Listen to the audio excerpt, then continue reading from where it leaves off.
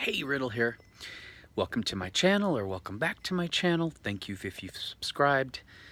I'm going to really focus a little bit more on social issues because I really don't think there's a great dialogue for talking about these things. For some reason, our culture has really lost its ability to debate, to discuss, to make space for people to communicate. So when you don't like something, you change it, right? Or you attempt to at least make people aware of the possibilities. The topic I want to cover today is why we live in this and have created in America this culture of violence. Culture of violence, and I want to tell you, I have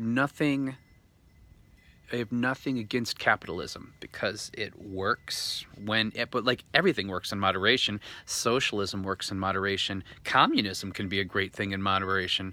But when something is overkill, it has a negative effect. And have you noticed that you cannot go to the movies without literally 98 to 99% of every trailer, every movie has to have violence, murder, always a gun. Always a gun. So you wonder, how did it go from a shooting every couple years to mass shooting every year to a mass shooting every other month to a mass shooting practically every day now? You wonder, why has the world, but especially America, become so dangerous and so violent? Well, it's septic.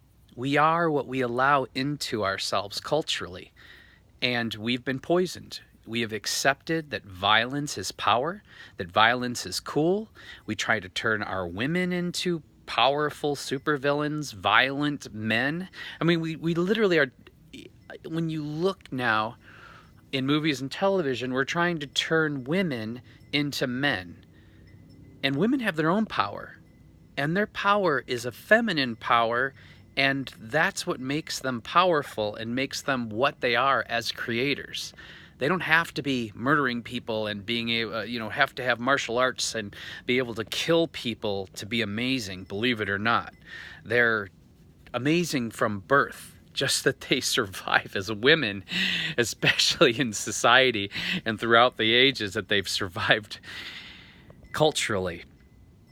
So, you watch American television, especially American news, and it's so bizarre because if you haven't had the chance to travel and watch the news in Europe or China or somewhere else, in our news, they're literally, if it's not bad enough that they have all the television commercials that they're selling you something, they are actually selling you shit during the news. Like, they always have pop culture stuff. And what pop culture is it's a commodity. And sports, it's a commodity. It's a money-making thing. The news should be the news. The news should be covering political issues, important topics of our country, politics, and we should keep that separate from the capitalism, the profit, and the entertainment.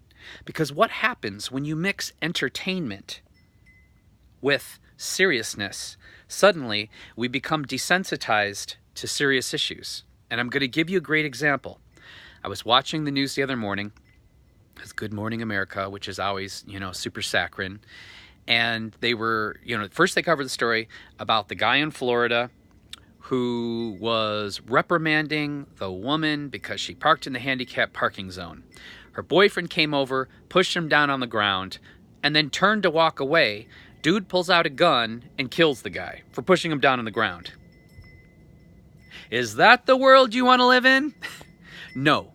But because we live in a culture of violence, first of all, the dude had no right pushing the guy down on the ground. He was wrong. His bitch was wrong. She was wrong.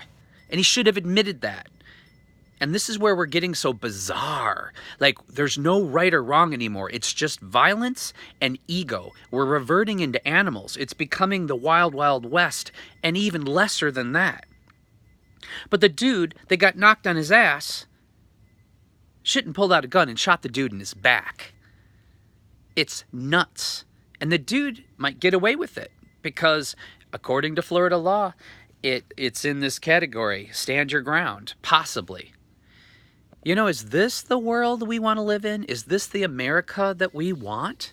That everyone has guns and everybody at their whim, at their own choice, can just kill each other? Because if you ask me, that was a pretty messed up situation. And if someone knocked my ass on the ground, I was raised in a bad neighborhood, and I know the difference between life-threatening violence and self-defense and just a good old fight. But people now don't have that sense. People are in such a state of, they feel like they have no power.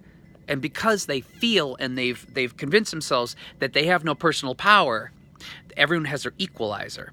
And they're just isolated, and they're angry, and they're frightened, and they're armed.